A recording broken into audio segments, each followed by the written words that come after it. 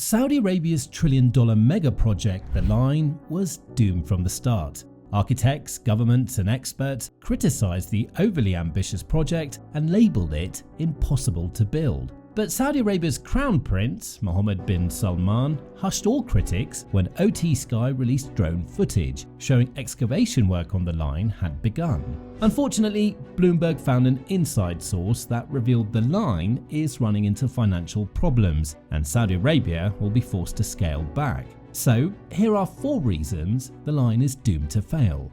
Architectural nightmare.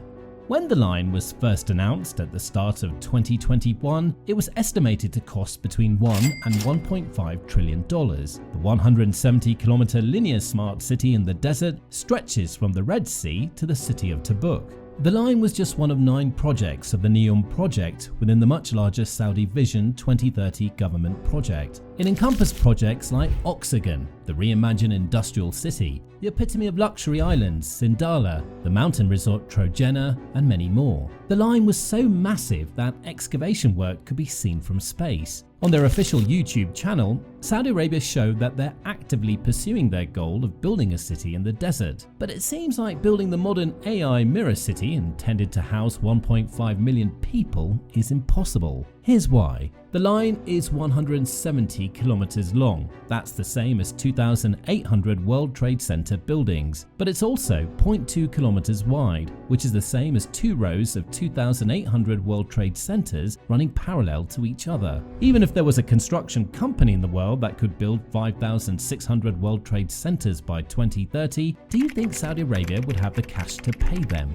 Apparently not. Saudi Arabia's public investment fund responsible for funding the mega project doesn't have $1 trillion in cash. As of September 2023, the Saudi PIF only has $20 billion of ready cash. On top of that, an insider source told Bloomberg that NEOM is expecting to smash that like button, just like you should if you haven't already. But no, in all seriousness, NEOM is going to scale back the line in 2024. Although Saudi officials denied this claim, insider info surfaced saying that Saudi Arabia will be building a small 2.4 kilometer section of the line expected to house around 300,000 people. And even the scaled back version would be a massive project. That would be the equivalent of building 2 rows of 40 World Trade Centers. A massive project like this would require massive investment. But where would Saudi Arabia find the cash? Funding chaos. Saudi Arabia is looking to foreign investors because the Sovereign Wealth Fund failed to approve NEOM's 2024 budget. In 2023, the foreign direct investment equaled $11.4 billion, but Saudi Arabia wants 10 times that number, getting around $100 billion from FDI by 2030. The country is looking to diversify its economy, moving away from reliance on crude oil exports. Marketing tourist attractions like the line look enticing to tourists, but not investors. You see, while some countries and businesses are willing to invest in Saudi Arabia, others are reluctant. The country has a history of failed mega projects, with the Jeddah Tower and King Abdullah Economic City being just a few of them. Still, opening up the economy and making social reforms has resulted in a 16% increase in FDI for Q4 of 2023 compared to Q4 of 2022. Despite the surge, they fell short of their FDI goal, raising only $11.4 billion instead of the intended $19 billion in 2023.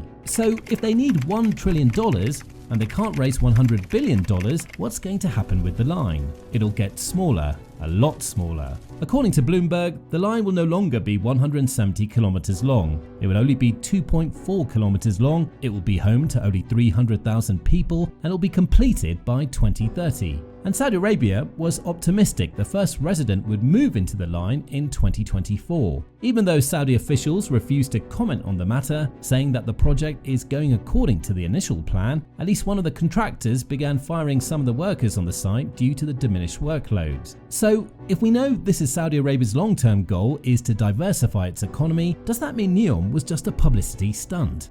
Failed mega projects and publicity stunts.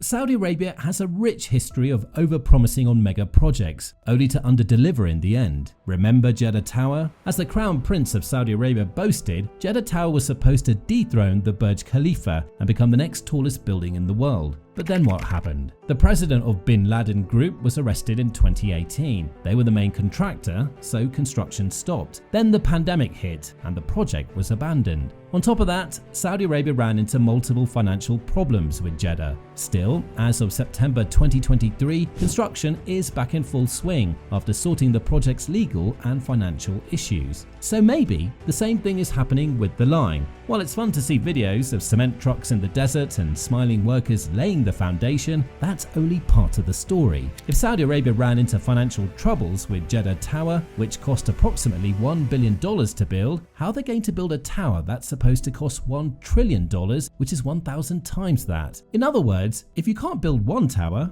why do you think you can build 1,000 of them in a straight line in the desert with a water canal inside while also reinventing modern society? After all, they've struggled to raise $100 billion. How on earth will they raise $1 trillion? This brings us to the foundational problem facing the line. Why haven't they been able to convince investors and raise funds for NEOM? Shady business practices. Even if we somehow overlook the impossibility of the project, investors need to contend with the line's shady business practices. On May 9, 2024, the BBC published this article. An ex-intelligence officer told them that the authorities permitted the Saudi forces to use lethal force if necessary when clearing the area for their eco-city. For example, this is what Sharma village looked like before the line. This is what it looks like now. Do you think most of the people moved willingly? But they did, because they knew the price of refusal.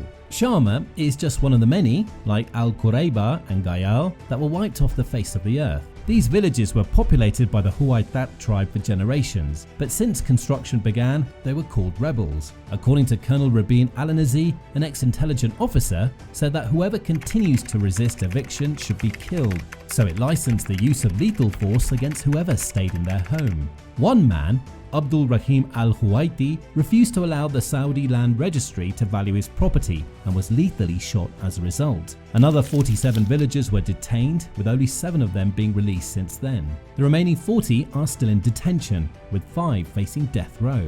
And while Bin Salman states the site was the perfect blank canvas for constructing their mega projects, 6,000 people have been compensated and moved. Schools, hospitals and homes were reduced to ashes. So why would anyone refuse to move? Well, if we completely disregard emotional attachment, for the sake of argument, there is another problem. The authorities offered one compensation on paper, but the sums these families received once they moved were significantly lower. When the BBC crew asked the displaced locals for testimony, they all refused. They fear what would happen if they speak out against the project. And this is not the first time Saudi Arabia displaced dozens of villages for a major construction project. 63 neighborhoods were demolished when building Jeddah Central, the western Saudi Arabian city. While dozens of global companies are working on the site, several of them British, getting new investors is proving to be difficult at best. After all, no one once forcefully moved 6,000 people for a construction project on their resume. If you take a step back and look at this project from a distance, here's what happened.